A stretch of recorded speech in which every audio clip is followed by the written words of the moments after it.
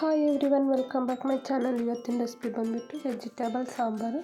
ತುಂಬ ಸಿಂಪಲಾಗಿ ಟೇಸ್ಟಿಯಾಗಿರುತ್ತೆ. ನೀವು ಕೂಡ ಟ್ರೈ ಮಾಡಿ ಹೇಳಿ ಹೇಗಿದೆ ಅಂತ. ಇಲ್ಲಿ ಹೇಗೆ ಮಾಡೋದಂತ ನೋಡೋಣ.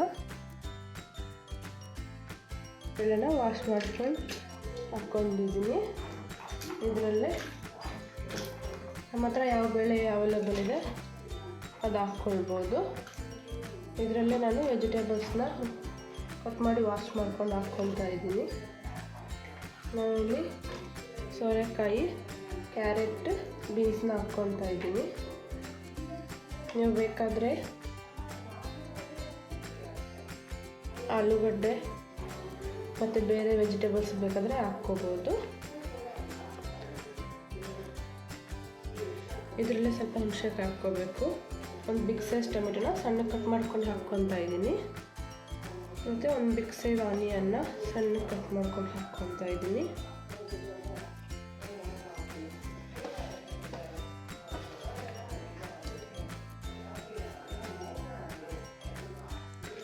ಇದರಲ್ಲೇ ಸ್ವಲ್ಪ ಟರ್ಮರಿಕ್ ಪೌಡರ್ ಹಾಕ್ಕೊಳ್ಳೋಣ.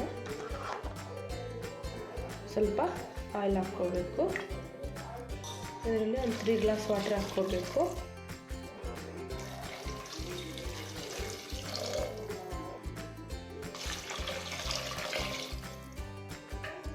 ಲಿಡ್ ಕ್ಲೋಸ್ ಮಾಡಿಬಿಟ್ಟು ಒಂದು 3 ವಿಸಿಲ್ಸ್ ಕೂಗಿಸ್ಕೋಬೇಕು.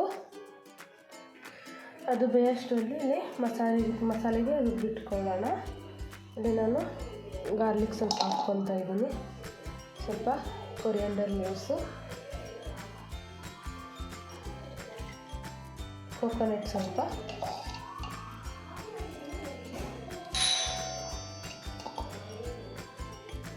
ಇದರಲ್ಲೇ ಒಂದು ಸ್ಪೂನ್ ಸಾಂಬಾರು ಪೌಡರ್ ಹಾಕ್ಕೊಳ್ಳೋಣ.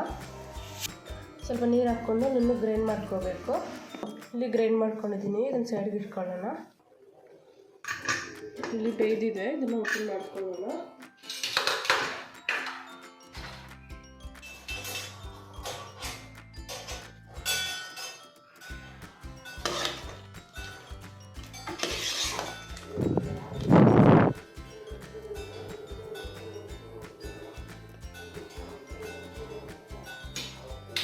ಇದರಲ್ಲೇ ನಾವು ಗ್ರೈಂಡ್ ಮಾಡ್ಕೊಂಡಿರೋ ಮಸಾಲೆನ ಹಾಕ್ಕೊಳ್ಳೋಣ.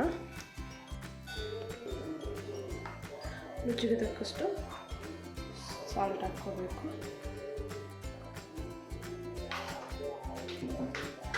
ಇದನ್ನು ಮಿಕ್ಸ್ ಮಾಡಿಕೊಂಡು ಒಂದು 5 ಮಿನಿಟ್ಸು ಚೆನ್ನಾಗಿ ಬೇಯಿಸ್ಕೋಬೇಕು.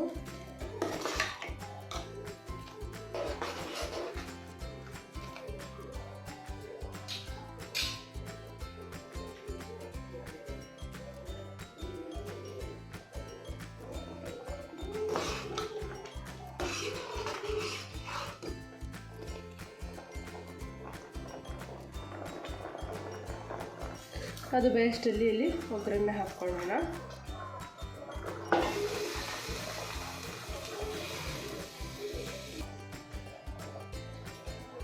ಇಲ್ಲಿ ಕಡಾಯಿ ಬಿಸಿಯಾಗಿದೆ. ಇದರಲ್ಲಿ ಸ್ವಲ್ಪ ಆಯಿಲ್ ಹಾಕ್ಕೊಳ್ಳೋಣ.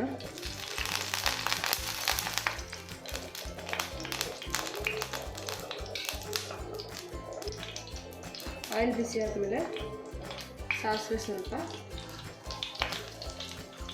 ಜೀರಿಗೆ ಸ್ವಲ್ಪ, ಇದರಲ್ಲೇ ರೆಡ್ ಚಿಲ್ಲಿ ಒಂದು, ಬ್ಯಾಡಗಿ ಮೆಣಸಿನಕಾಯಿ ಒಂದು, ಜಜ್ಜಿರೋ ಗಾರ್ಲಿಕ್ಕು, ಕರಿ ಲೀವ್ಸು ಇವನ್ನೆಲ್ಲ ಹಾಕ್ಕೊಂಡು ಚೆನ್ನಾಗಿ ಫ್ರೈ ಮಾಡ್ಕೋಬೇಕು. ಇದರಲ್ಲಿ ಸ್ವಲ್ಪ ಹಿಂಗೆ ಹಾಕ್ಕೊಳ್ಳೋಣ.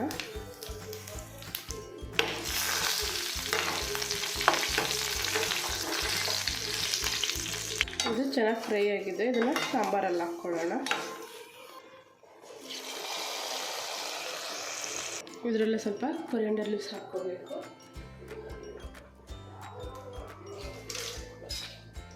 ಈ ಒಗ್ಗರಣೆ ಹಾಕ್ಕೊಂಡ್ಮೇಲೆ ಒಂದು 2 ನಿಮಿಷ ಬೇಯಿಸ್ಕೊಳ್ಳೋಣ. ಇದರಲ್ಲೇ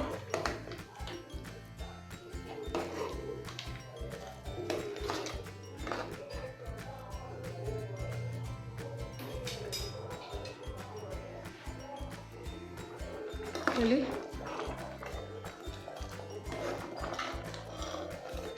ಒಂದು 2 ನಿಮಿಷ ಚೆನ್ನಾಗಿ ಕುದಿಸ್ಕೊಂಡ್ರೆ ಸಾಕು.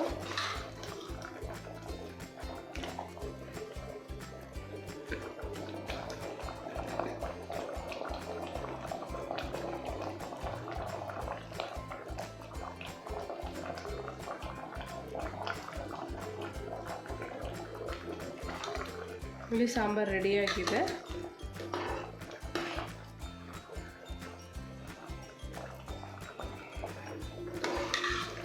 Stove off ಮಾಡ್ಕೊಂಡ್ಬಿಡೋಣ.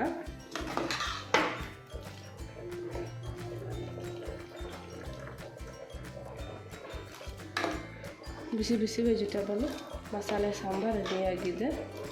ಈ ರೆಸಿಪಿ ನಿಮಗೂ ಇಷ್ಟ ಆದರೆ ನೀವು ಕೂಡ ಟ್ರೈ ಮಾಡಿ ಹೇಳಿ. ನಮ್ಮ ಚಾನಲ್ನ ಲೈಕ್, ಶೇರ್, ಕಮೆಂಟ್, ಸಬ್ಸ್ಕ್ರೈಬ್ ಮಾಡಿ. Thank you for watching my video. Bye.